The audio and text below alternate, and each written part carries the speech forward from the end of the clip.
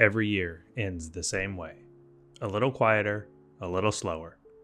The projects pause, the light fades earlier, and there's finally room to breathe. To look back, not at deadlines or deliverables, but at the moments that shaped us. This isn't really a recap. It's a reflection on a year of designing, learning, and creating with intent. And maybe a few thoughts that will inspire you as you move into your next season of work and life. When I started this channel, I wasn't trying to prove anything. I was just trying to make again, to feel curiosity instead of pressure. Those first designs reminded me that finding your creative voice isn't about waiting for clarity. It's about beginning, even when you're unsure. If there's one thing I've learned early on, it's this. Momentum creates meaning. You don't find direction by thinking about it. You find it by moving. As the year unfolded, I started to experiment again, to chase ideas that didn't fit neatly anywhere. And somewhere in that exploration, I learned that creativity needs space to wander. Not every sketch needs to lead somewhere. Some ideas exist just to remind you who you are when you created without rules. So if you're stuck, give yourself permission to play. The freedom to explore without knowing what comes next. Eventually I realized that story is what connects us all.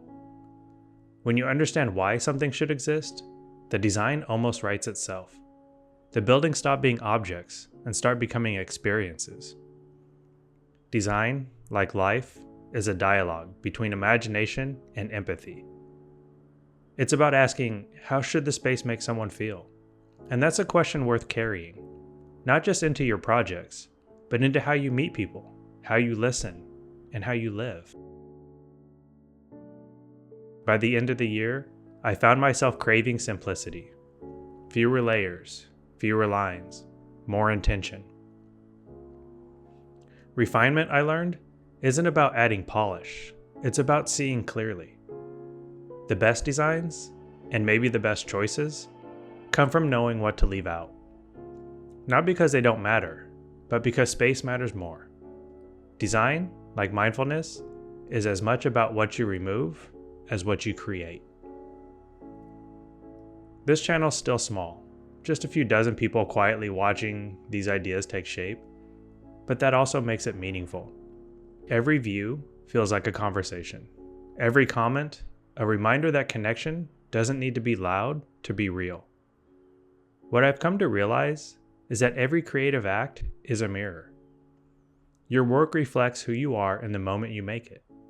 So whatever you're building, a design, a business, a life, take time to see what it's showing you. The work you make will always teach you something about the person making it.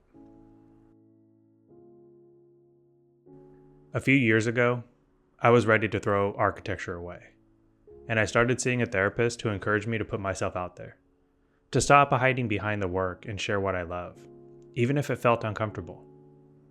I didn't expect that advice to lead to this channel, but somehow it did.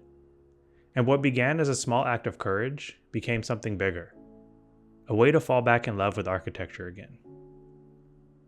It taught me that growth doesn't always look like progress from the outside.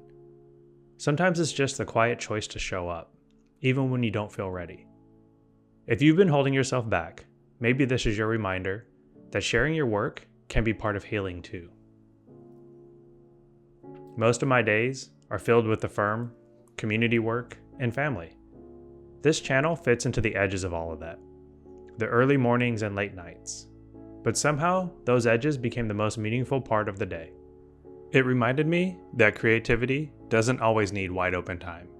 It needs attention, the willingness to be present, even for a few moments.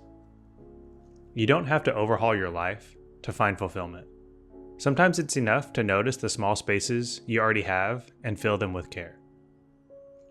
This year also reminded me how much I love teaching, helping younger designers find confidence in their ideas. Maybe teaching is just another kind of design, shaping understanding instead of space. And if you've learned something worth sharing, don't wait for the perfect moment to teach it. You never know who's quietly waiting for permission to begin. Next year, I don't want to chase growth, I want to chase clarity. To design less reactively and more intentionally. To let ideas rise and fade in their own time. to hold them lightly without clinging to outcomes. Stillness isn't the absence of work, it's the presence of thought. That's what I hope to practice, in design and in life.